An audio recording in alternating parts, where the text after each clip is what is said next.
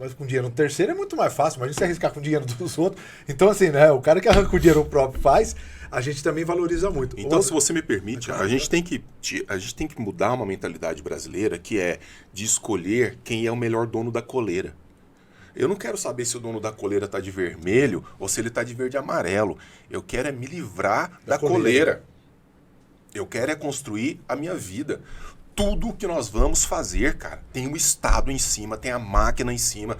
Você não tem liberdade pra nada. Você acha que você é dono do seu carro? Você não é dono de nada. Você acha que você é dono da sua casa? Você não é dono de nada. Tudo que nós vamos fazer. Você não tem direito nem de morrer em paz nesse país. Nem escolha de morrer sozinho. Não, minha esposa, outro dia, o pai dela faleceu, parecia que ela foi punida pela morte do pai e pelo modo como você tem que agir depois pela morte de um parente querido para reestruturar a vida a partir daquilo. Tudo, Estado em cima, é carimbo, é banco, é não sei o que. Cara, e a gente foi se acostumando com isso, naturalizando isso. E aí, né, trazendo isso efetivamente para o dia a dia de empresa, é a mesma coisa, né? O dedo muito forte, né? Que a gente mostra lá o contínuo liderança do Tannenbauer lá. Quanto mais o dedo do gestor, mais lenta a empresa, claro. mais gente com coleira, né? Que é o cara recebendo. É um desenho exato. Empresas rápidas são empresas que dão autonomia, que dão comunicação, que deixa as pessoas fazerem o que precisa ser feito, né? Isso são empresas velozes. Mas aí, respondendo mais diretamente a sua questão, nós temos que criar uma cultura de aprendizado. Ah, não, porque tem pessoas que não conseguem se defender. Se você coloca a possibilidade dessa pessoa se construir enquanto indivíduo e ela faz escolhas ruins, ela tem que pagar pelas escolhas ruins, como todos nós na vida. Acho que o ponto é só que a polêmica fica no momento da transição, né? Porque existe o momento da ruptura. Mas esse momento no Brasil está muito longe de acontecer, porque a gente continua com a ideia de que nós temos que salvar as pessoas delas mesmas, e isso é interessante para a classe política. Alguém tem que fazer por mim alguma coisa, né? Isso é um peso muito forte e acaba sendo uma retórica. E num sistema como esse, você cria uma mentalidade da vitimização sistêmica, ou seja, quanto mais vítima eu sou, melhor. Por isso que está todo mundo competindo para ver quem é mais vítima. Perfeito. Exato. Então você tem que... Aí pagamento de dívida histórica. Quanto que eu tenho que te pagar pela dívida histórica? 200, 300? Por quanto tempo? Não, nunca é suficiente, porque o discurso é eu tenho que me tornar uma vítima. Você está criando uma geração adoentada da cabeça porque ela tem que ser derrotada. O sucesso é ruim, a beleza é ruim, a construção é ruim, o lucro é ruim. Nesse sentido, você coloca o dono da empresa e o bandido como duas pessoas péssimas, porque só pensam em si. Se o que o bandido faz é ruim, né? e quem toma a frente... É uma civilização, é uma sociedade que bate no empresário, que bate... Eu falei ontem no podcast que eu estava gravando que se a pessoa quer tomar só a cervejinha terça e quinta dela, e só, não tem nenhum problema, é um individual, é uma escolha dela.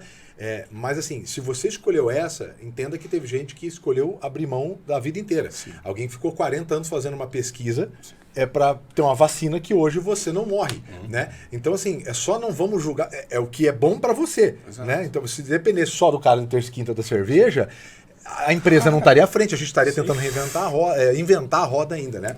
Eu vou pegar que você falou, que é muito sobre... Tá, bacana, mas vamos levar para o que a pessoa não tem condição. Então, se a pessoa não tem condição, ela é uma incapaz, eu vou fazer por ela, né?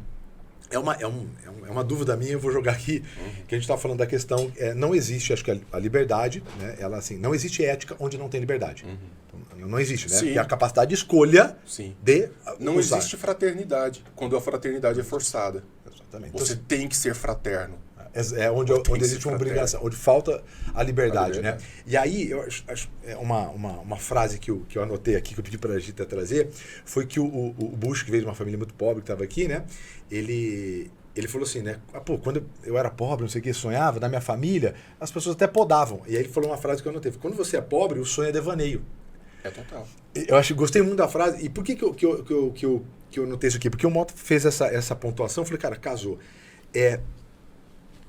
Em que momento, é uma pergunta mesmo aqui, porque assim, em geral, né, a pessoa não tem a capacidade, e aí você olhando para as lutas de classe, não para a luta de classe, mas olhando para as lutas de classe, em geral, quem lidera a luta de classe não faz parte da classe defendida.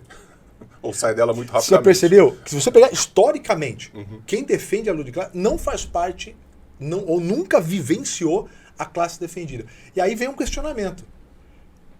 Até onde é um aproveitamento, até onde isso não faz sentido, até onde tem que vir de fora alguém porque a própria classe defendida não tem força, enfim. Assim, um belo questionamento, porque eu tava olhando história, eu gosto, né, de ler bastante disso, eu falei, caramba, mas todo mundo que faz uma luta, começa uma luta de classe, ele não é da classe que ele começou a luta. Eu sou um amante das evidências. Eu não gosto de falar nada de orelhada. Eu acho que é muito. Se a gente não é capaz de fazer perguntas céticas, perguntas sérias diante daquilo que as pessoas falam pra gente, a gente nunca vai construir um conhecimento seguro. Então, diante do meu líder religioso, diante do meu líder político, diante do que a minha esposa fala, diante do que os meus colegas de trabalho falam, eu tenho que ser capaz de fazer perguntas céticas. É isso mesmo? Por que as coisas são assim? Por que as coisas não podem ser diferentes? Por que eu não posso tomar um outro caminho eventualmente mais eficaz?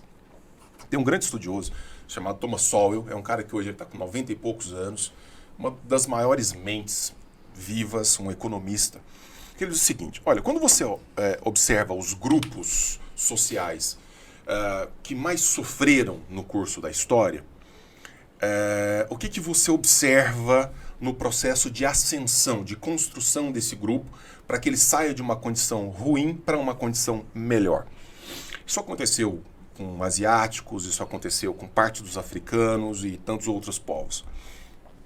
Primeiro, uma ausência de liderança de um chefe condutor da massa. Porque quando você tem um chefe condutor da massa, o que você tem, na verdade, é o desejo específico desse sujeito, conduzindo todo um grupo que precisa se identificar com ele, e aquele sujeito que não se identifica com ele, com o que ele diz ser verdade, tem que ser expurgado do grupo, tem que ser retirado do grupo. Então, cara, essa é a mentalidade fundamental do coletivismo. Veja, eu vou dar um exemplo agora, porque a própria Ayn Rand fala que o pior modelo de coletivismo que nós temos hoje é o racismo. É a luta dos negros, né? O racismo é o pior, vamos dizer, é a pior manifestação do coletivismo. Significa o quê? Um grupo que combate o racismo, ele tem que ser homogêneo. Qualquer negro que diga assim, olha, o racismo existe, isso é uma realidade, mas eu não concordo com esse tipo de combate que vocês estão fazendo. É imediatamente negro de alma branca, imediatamente alguém que tem que ser retirado, tem que ser expurgado do grupo. Então, você tem que construir uma identidade homogênea, mas quem determina essa identidade homogênea? Um líder. Alguém que diz o que deve ou não ser feito. Ou 2 ou 3 pessoas, ou um grupo, ou um líder, assim por diante. Quando os grupos de sucesso conseguem romper, eles não têm essa liderança. É cada um brigando pelo seu próprio espaço, é cada um se formando, cuidando da própria família, etc, etc. Criando pequenos nichos ali, né? E o outro elemento é exatamente trabalho associado à educação. Trabalho associado à educação. Qual que é a melhor maneira? Então, não adianta construir discurso vitimista. Não adianta cota. Não adianta você fazer favores. Você precisa deixar essas pessoas livres para construir. Então, tirar os obstáculos. Se a gente já consegue tirar os obstáculos, essas pessoas começam a construir com educação e com trabalho. Essas são as evidências. Essas são as evidências. As evidências matemáticas de políticas de reparação a posteriori indicam só o fracasso dessas políticas. Porque ela não tem, se a gente for olhar para a economia, ela não tem lastro. E ela não tem lastro para pagamento. Ela nunca tem fim ou pagamento. Ela não tem sustentabilidade. Eu acho que existe voltando aqui e olhando para dentro da própria empresa, acho que a maior oportunidade e apoio que você pode dar, é o que a gente estava discutindo do modelo da liderança, né, Mota, antes aqui na entrevista, é a oportunidade da pessoa ser melhor. Claro. Eu acho que nessa base, quais são as oportunidades que as pessoas precisam para ser melhor e mais livre?